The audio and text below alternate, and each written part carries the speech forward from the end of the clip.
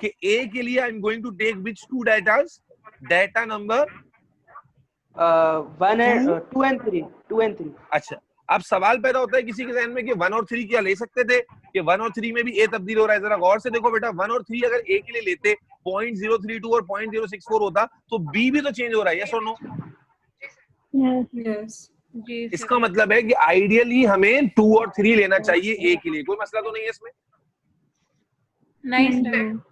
अच्छा चलो, अभी मैं सॉल्व आगे नहीं कर रहा, बी के लिए दिखाता हूं। अगर बी के लिए करना है तो बी के लिए भी ये चीज सोचनी होगी कि हमें बी के लिए ऐसा डाटा लेना होगा जहां पर सिर्फ बी चेंज हो रहा हो। दो ऐसे डाटा लेने होंगे कंपेयर करने के लिए जहां सिर्फ बी चेंज हो रहा हो। तो बताओ कौन सा डाटा लेंगे मुबश्शिर? सर ये 1 and 3.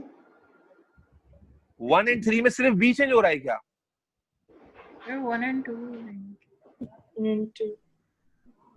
1 and 2 लेंगे सर। 1 and 3 क्यों नहीं लेंगे? क्या समझ में आई रीजन? हमाद 1 and 3 क्योंकि ए भी चेंज हो रहा है, दोनों है, ठीक है ना? तो हमें जाहिर है अगर दोनों चेंज हो रहेंगे तो फिर कैसे पता चलेगा कि रेट पे जो इम्पैक्ट आ रहा है वो किसकी वजह से आ रहा है? बात समझ में आ रही है? रिजाब, उर्वा, तुम्हें समझ में आ रहा है कॉन्सेप्ट? ठीक है, चलो अब मैं इसका सोल्यूशन करके दिखाता हूँ। एक सोल्यूशन गौर से देखो। ए के लिए तुमने सिलेक्ट कर लिया डाटा 2 और 3 है लेना है। यहाँ वो तरीका बता रहा हूँ जो हम बच्चों को कराते हैं, और यही तरीका हर टीचर कराने की कोशिश करता है, क्योंकि इसमें एरर के चांसेस नहीं है, इसमें गलत आंसर नहीं आएगा। ठीक है जी? और अगर आपने ऑब्जर्वेशन बेस किया तो मैं ऑब्जर्वेशन से भी करके आ सकता हूँ। शायद आप अगर स्मार्ट हैं आपको वैसी भी समझ में आ जाए, लेकिन आई विल नॉट रिकमेंड, क्योंकि जो मुश्किल सवाल है वहां पर आप जाएंगे। अब तरीका क्या है, जब आपने डाटा सिलेक्ट कर लिया फॉर एग्जांपल 2 and 3, तो बेटा 2 and 3 ज्यादा कंसंट्रेशन कहां पर है? ए की 2 में या 3 में? 3 में। 3 में। अब गौर से देखो, मेरी बात गौर से सुनना। फॉर्मूला अपने आप से अपनी तरफ से बना के देने वाला हूं। Higher concentration divided by lower concentration की पावर x, यही x हमारा ऑर्डर होने वाला है। हाँ, ये फॉर्मूला कोई मैंने घर से बनाया है, बाकायदा एक फॉर्मूला है जो ए लेवल नहीं है, वरना इससे आगे आप जब यूनिवर्सिटी लेवल का ऑर्डर पढ़ते हैं यही फॉर्मूला लगता है, और इसीलिए ऑर्डर कैलकुलेशन काफी जल्दी हो जाती है। आपने इसी से ये आपकी रफ वर्किंग है। फेयर में कैसे लिखना होगा बताऊंगा अभी। Higher concentration divide by lower concentration. A का ऑर्डर निकालने जा रहे हो तो ए की हायर कॉन्सेंट्रेशन लेनी है, divide by lower concentration is equal to consecutive rates. क्या मतलब कंसेक्यूटिव रेट्स या रिस्पेक्टिव रेट? क्या मतलब कि हायर कॉन्सेंट्रेशन के साथ रेट गिवन है वो यहां लिखेंगे, और लोअर कॉन्सेंट्रेशन के साथ जो रेट गिवन है वो यहां लिखेंगे। बात समझ में आती है? Higher concentration, for example higher concentration के साथ रेट क्या गिवन है? 3.28 एक्सपोनेंशियल -2, और लोअर कॉन्सेंट्रेशन के साथ रेट क्या गिवन है बेटा? 8.15 एक्सपोनेंशियल -3। बात समझ में आ रही?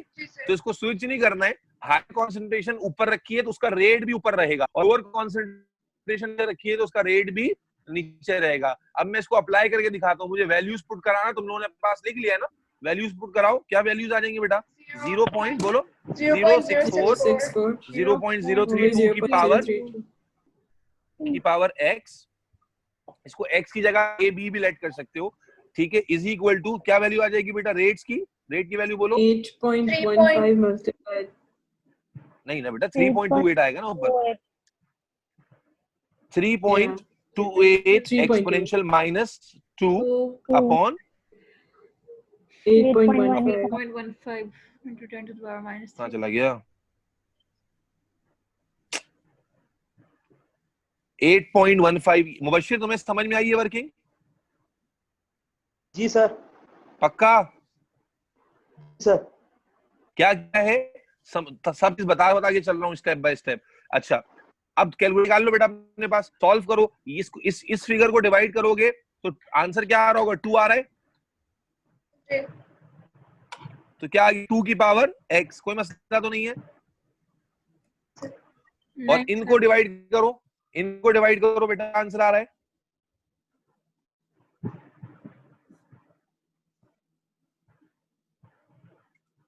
-3.28 एक्सपोनेंशियल -2 को डिवाइड करो 8.15 एक्सपोनेंशियल -3 से, 4.0. 4.02. 4.02. 4.02. I will suggest you कि इसको होल नंबर में ले लो. 4.02 is 4. 2 की power x is equal to 4. बेटा मैथ्स वाले बच्चों, बेसिक मैथ्स से, ओ लेवल में मैथ्स सबने पढ़ी हुई है. 2 की which power of x is equal to 4? Square. बात समझ में आई? 2 की कौन सी पावर है? कंसंट्रेशन की कौन सी पावर 4 बनेगी? 2 ही पावर होगी, है ना? तो इसका मतलब यहां डायरेक्ट लिखोगे ऑर्डर विद रिस्पेक्ट टू ए, क्या निकल के आया? इज 2.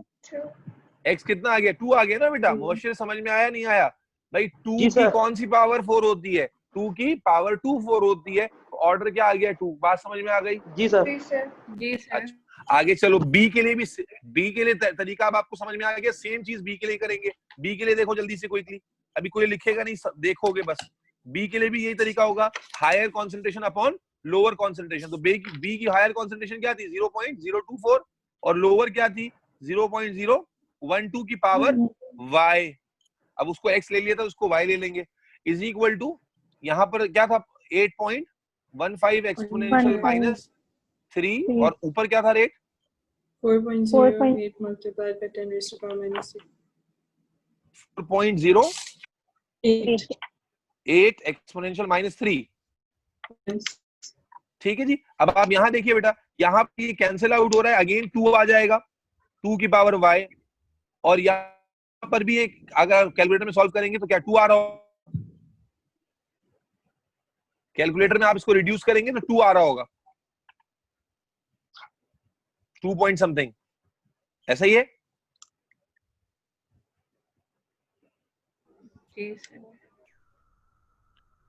जी मुबशिर, 2 की power y is equal to 2. तो 2 की पावर y किसके बराबर होगा? 1 सर. कोई मसला तो नहीं है. तो इसका मतलब क्या हो गया? Order with respect to b कितना आ गया? बोलो भाई.